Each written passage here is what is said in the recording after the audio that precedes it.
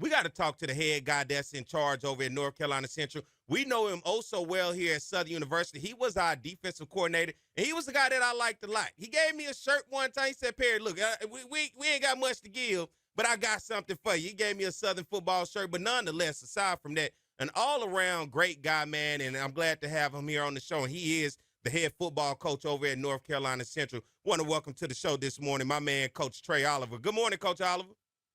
Good morning, Perry. How you doing, man? Man, doing good, man. It is game day, week 0, baby. It is here. It's here, man. It's been a long wait, but we excited. We're excited, ready to keep this thing on. Let me tell everybody, look, when we talked, he said, look, man, I already know what this is about. What you want, some bulletin board material? I said, no, Coach, I come in peace. I don't want no problems with y'all. I'm going to leave that to Coach Terrence Graves and everybody else today. And, Coach, man, let me ask you this. Your team coming out of last season, and this has been the storyline around this game. Of course, you formerly right here in Baton Rouge. And before I get into it, I know you know about – I hear you talk about it all the time, that Blue Stove and that Tony's, right? Yeah, I know y'all going to bring me some when y'all come to the stadium tonight. You want some Blue Stove? We make sure we're going to send you some over to North Carolina, man. I'll get you some over there next week. How about that? Yeah, please do, man. Please do. Looking at this, the storyline, of course, both of you coaches, you and Terrence Graves, know each other very well.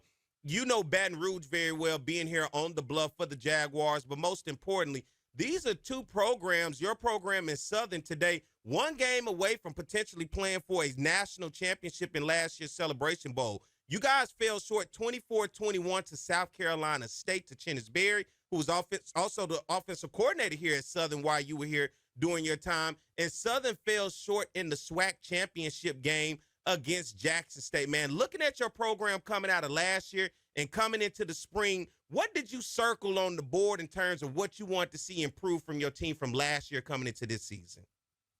Well, first of all, I appreciate you bringing up that South Carolina State loss and kept us out. I've been trying to get over that one.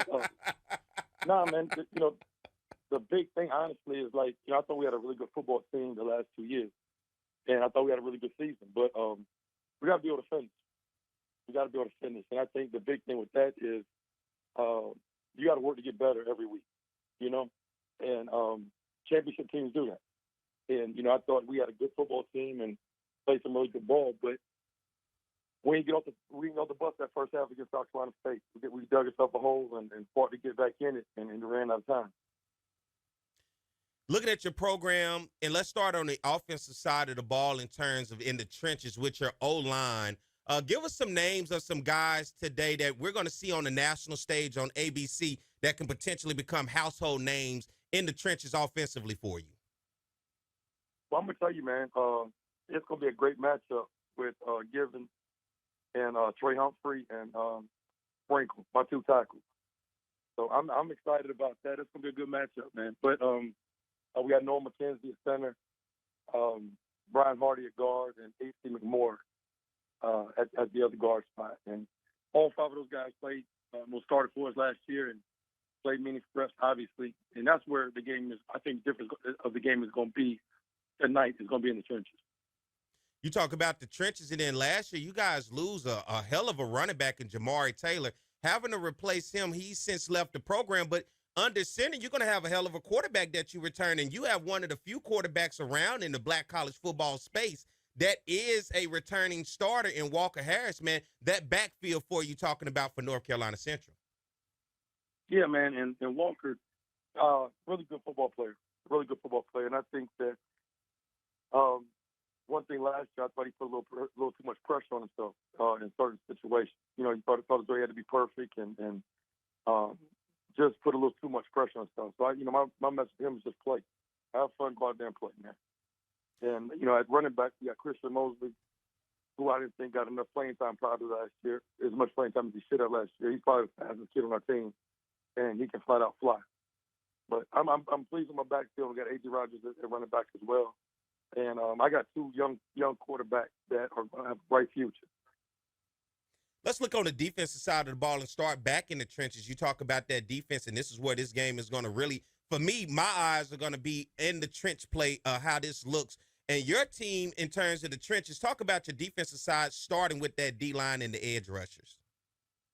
Well, we can go with Thomas Johnson, and didn't get any preseason accolades because he got hurt last year and only played in 4 games. But it's like looking in the mirror at the Givens kids. They got the same skill set. Both of them are great pass rushers and can bend and turn that corner. And on the other end, we got Makai McCall. And then on the interior, we have Wisdom, Sim, and Christian Smith. And those are 2 stout guys, played a lot of meaningful reps as well. And I'm excited about it. I'm excited about the matchup. And Thomas Johnson's going to get busy tonight.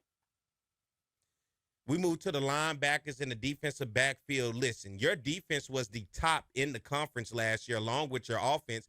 You have had a dominant team, but looking at your defensive backfield as well as your linebacker core, man, they have been the toast of the conference. Well, yeah, we played some pretty good defense, but I thought it was some areas that we needed to improve on. Obviously, one of the areas was our red zone defense and consistency overall. Like, I didn't think we played well at all against South Carolina State. But you have to have a level of consistency if you're a championship, if you want to be a championship team. But in the back end, we do have Malcolm Reed, our safety, that's returning.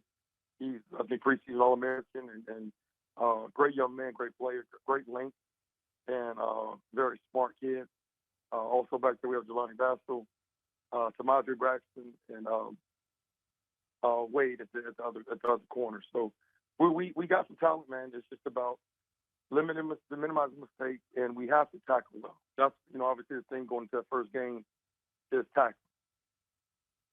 You have won a Black College National Championship. You were you did what the SWAC teams couldn't do against Coach Prime. You was able to beat them in the Celebration Bowl, and I want to ask you about that when you look at the MEAC and the SWAC, and you have had time in both of them, and then as well as, you've been all over the place, and in your coaching experience, what do you think is the biggest difference coming into this game, looking at the style of play in the MEAC and the style of the play in the SWAC and bringing them together? Well, it's changed so much because you have so many new coaches now. We got a couple new coaches in our conference, so they haven't really been able to put the stamp on the program. And, same thing in the SWAC, So, before it used to be that the SWAC had the skill guys and we had the big. But I think it's kind of changed now, like I said, with all the turnover coaching. But I think the difference in this game and those big games is going to be, I talk about having a thermostat mentality. And, you can't get too high, can't get too low. And you got to control your emotions. So, and we've been able to do that. In the Celebration Bowl, the game wasn't too big. Even when Travis Hunter caught that pass to tie it up instead in overtime, my guys didn't panic. We just got to play the next play. And, we were fortunate to come up with a dub. I like the energy that you give because you don't back down from any opponent. You go into every game. And that's what makes me nervous about today's game because Trei Oliver is the man. You are respectful, but you demand respect. And I know with discipline, you're going to have a team that's in there ready to punch somebody in the mouth. When I say punch in the mouth, I mean in terms of the game of football, ready to play and go out and get a victory because you have built a championship caliber program over there at North Carolina Central. When you look at non-conference games and you take them very serious there, and that's something I have harped about here at Southern about having to get that non-conference game with all eyes watching tonight on ABC. How big will it be for your brand, for the nation to see, and as well as potential athletes out there to see what you have built at North Carolina Central? Well, first and foremost, it's great for I think both schools because for us to play on ABC tonight and on national stage is great for both universities to show, our brand of football. But, obviously at North Carolina Central, we do things a little different, like you said, we love to play those out-of-conference games, and especially against those PWIs because, obviously a lot of times they don't think you can play with. So whenever you have an opportunity to play a PWI, we like to put hands. But tonight, tonight is a big game, man, and obviously playing the number 1 ranked team on the West, we're going to have our hands full. It's going to be a heck of a challenge. But like I said, I think we had a great camp, and our guys are focused and ready to roll. Before I get ready to let you go, Coach, man, I appreciate you coming on. I know you're going to have a busy day as we get ready for the game tonight. Real quick, talk about your offensive coordinator and defensive coordinator because these are the guys to help you keep this thing rolling over there as you build that culture of championships? Well, yeah, first of all, my right-hand man, associate head coach, Matt Leone, and you're familiar with him, and Mm-hmm. I'm sure Jag Nation is too. He was the quarterback coach down there under Dawson Oak. And he's done a phenomenal job with obviously getting the quarterbacks coached up and, being able to implement an offense that our guys can be effective at. And then defensively, I promoted, I lost a bunch of coaches. I lost 4 coaches this year, but I'm my defensive coordinator. But I promoted Jesse Thompson up to defensive coordinator. And we see eye to eye and have the same philosophy with a lot of things. And, I'm going to let him work. I'm going to let him call it tonight. And I'm here just to support him. If he needs some help, I got some suggestions. And, I always got 1 or 2 calls in my back pocket now. Keep them in your back pocket, Coach. We don't want to see him tonight. But I appreciate you for coming on, man. Look, I don't want to hold you too long. I know you got a busy day ahead of you, getting your team prepared. And I want to thank you for coming on, man. There's a lot you could be doing, but you took the time, and I truly, truly appreciate it. I got a lot of respect for you, man, really from afar. I enjoy being able to have conversations and talking to you when you were here on the Bluff. I remember working with you when I did a piece on Danny Johnson, man, and you were able to speak about how high of a caliber of player he was, and then just being able to hear your football IQ, man. I got much respect for you, Coach, man, and good luck to you guys tonight, and not only tonight, for the rest of the season, man. On the way from this game aside, I'm going to be cheering for you guys as the season goes on, just because of the man that you are and the man that I have tend to have fallen into like because of who you were here at Southern University, man. Man, I really appreciate it. I got one question before I go, man. What you got? Did y'all get a new running back coach? Did we get a new running back coach? I saw on video. I saw all day 48 coach up the running backs over the bags. He still feel he can hit the hole at any given time and hit and take off. All day 40 was up there coaching them up, man. So I was just wondering if y'all got a new coach on staff, man. Hey, you'll see him tonight. So, Coach, thank you for coming on, man, and I appreciate you, man. As always, much love to you, man, much respect, and good luck to you guys for the rest of the season, Coach, man. Thank you, seriously.